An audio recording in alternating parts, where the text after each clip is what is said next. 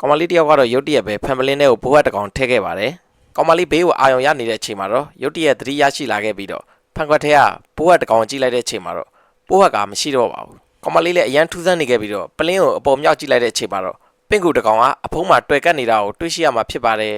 နောက်တရက်ရောက်တဲ့အချိန်မှာတော့ကောင်မလေးဟာဘိုးဟတ်တကောင်နဲ့ထပ်ပြီးတော့စမ်းသပ်မှုပြုလုပ်ခဲ့ပါတယ်အပေါ်မှာရှိနေတဲ့ပင့်ကူကလည်းသူ့ရဲ့ကြိုးမြင်နဲ့လှင်မြန်သွားပဲဘိုးဟတ်ကိုဖမ်းယူပြီးတော့စားတော့ပြပါတယ်ကောင်မလေးလည်းဒီလောက်လှင်မြန်တဲ့အချိန်တိုအတွင်းမှာဘိုးဟတ်တကောင်စားတော့နိုင်တဲ့ပင့်ကူကိုတော့အလွန်ပင်အံ့ဩသွားခဲ့ရပါတယ်ညရောက်တဲ့အချိန်မှာတော့ကောင်မလေးကဖုန်းထဲကနေကြောင်အတန်ဖွင့်လိုက်တဲ့အချိန်မှာတော့ပင့်ကူစီကလည်းကြောင်အတန်ပြန်လဲထွက်လာခဲ့တဲ့အတွက်ကြောင့်ကောင်မလေးကအလွန်ပင်အံ့ဩသွားခဲ့ရပါတယ်ကောင်မလေးကလည်းမယုံကြည်နိုင်သေးတဲ့အတွက်ကြောင့်ငှက်အတန်ဖွင့်ပြီးဆန်းသက်လိုက်တဲ့အချိန်မှာတော့ပင့်ကူစီကလည်းငှက်အတန်ပြန်လဲထွက်လာခဲ့တဲ့အတွက်ကြောင့်အတန်တုဖန်တီးနိုင်တဲ့ပင့်ကူကိုကောင်မလေးအယမ်းမဲ့အံ့ဩသွားခဲ့ရပါတယ်ကောင်မလေးရဲ့အဖေဖြစ်သူကလည်းဖန်ပလင်းထဲမှာပင့်ကူကိုထည့်မွေးထားတာကိုတွေ့ရှိခဲ့ရပြီးတော့တချင်စိတ်နဲ့စူးစမ်းနေတဲ့အချိန်မှာပဲကောင်မလေးရောက်ရှိလာခဲ့တဲ့အတွက်ကြောင့်အဖေဖြစ်သူကလည်းဘာမှမဟုတ်ကြောင်းပြန်လဲပြောဆိုခဲ့ပါတယ်ညောက်တဲ့အချိန်မှာတော့ပင့်ကူကဖန်ပလင်းအဖုံးကိုလှက်ပြီးတော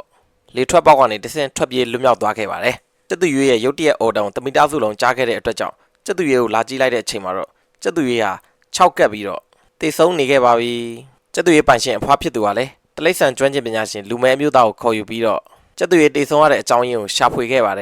်လူမဲအမျိုးသားကလည်းကျက်သူရွေးကိုကိုက်တဲ့အကောင်ဟာလေထွက်ပေါက်ကနေလာတာဖြစ်ပြီးတော့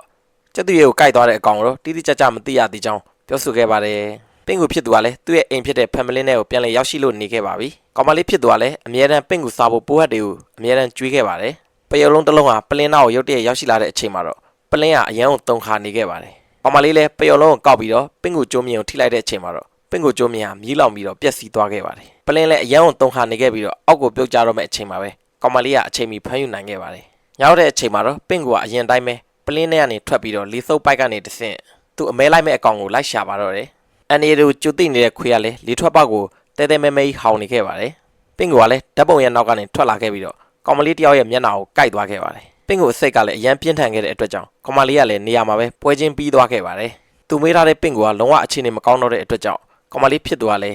းပင့်ကူကျွမ်းကျင်ပညာရှင်နဲ့လာရောက်တွေ့ဆုံခဲ့ပြီးတော့သူ့ရဲ့ပင့်ကူအကြောင်းကိုမေးမြန်းခဲ့ပါတယ်ခွေးလေးကလည်းလေထွက်ပေါက်ကနေတဆင့်ကောင်မလေးရဲ့မိဘတွေအခန်းကိုလာပြီးတော့ဟောင်းနေခဲ့တဲ့အတွက်ကြောင့်ကောင်မလေးရဲ့အဖေဖြစ်သူကလည်းခွေးလေးနေတဲ့အခန်းရဲ့ပိုင်ရှင်ကိုလာရောက်တွေ့ဆုံရန်တကားခောက်ခဲ့ပါတယ်ပြန်လည်းမထုခဲ့တဲ့အတွက်ကြောင့်တကားဖွင့်ပြီးအထဲကိုဝင်ကြည့်လိုက်တဲ့အချိန်မှာတော့အသက်မရှိတော့တဲ့ခွေးပိုင်ရှင်ကောင်မလေးကိုတွေ့မြင်ခဲ့ရမှာဖြစ်ပါတယ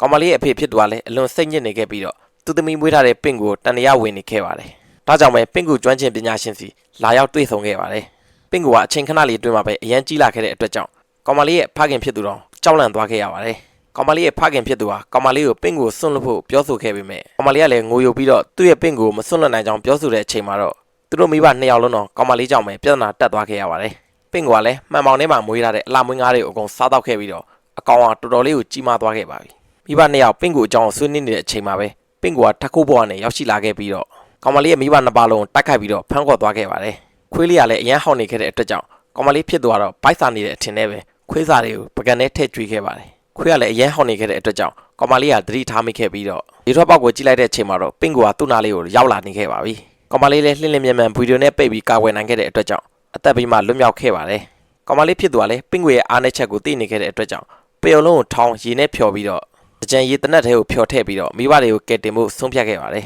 ကောင်မလေးလည်းလှေထွက်ပေါက်ထဲမှာဖမ်းကန်နေရတဲ့အဖေဖြစ်သူကိုတွေ့ရှိခဲ့ပြီးတော့ပယုံရေနဲ့ပင့်ကူအိမ်တွေကိုလောင်းချလိုက်တဲ့အချိန်မှာတော့အဖေဖြစ်သူလည်းလွတ်မြောက်လာခဲ့ပါတယ်ရုတ်တရက်ပဲအပေါ်ကနေပြုတ်ကျလာခဲ့တဲ့လူတစ်ယောက်ကတော့တလိษံကျွမ်းကျင်ပညာရှင်လူမဲအမျိုးသားပဲဖြစ်ပါတယ်လူမဲအမျိုးသားလည်းသူတခါမှမတွေ့ကြုံဘူးတဲ့ပင့်ကူအကြီးကိုမြင်ရခဲ့တဲ့အတွက်ကြောင့်အရန်ကိုကြောက်လန့်ပြီးတုန်လှုပ်နေခဲ့ပါတယ်ရုတ်တရက်ပဲလူမဲအမျိုးသားကိုပင့်ကူကတော့ပင့်ကူကျိုးမြင့်နေတဲ့ပြစ်ပြီးတော့ဖမ်းဆီးခေါ်ဆောင်သွားခဲ့ပါတယ်ရုတ်တရက်ပဲဖခင်ဖြစ်သူကတော့ပင့်ကူလာနေတဲ့အချိန် hydraulic press ကိုစဉ်းစားမိသွားခဲ့ပါတယ်ကောင်မလေးလည်းဘာမှစဉ်းစားမနေတော့ပဲပင့်ကူလာနေတဲ့အချိန် hydraulic press ကိုဖိချခဲ့ပြီးတော့သူမွေးမြူထားခဲ့တဲ့ပင့်ကူကိုသူပဲအဆုံးသတ်ပေးခဲ့ပါတယ်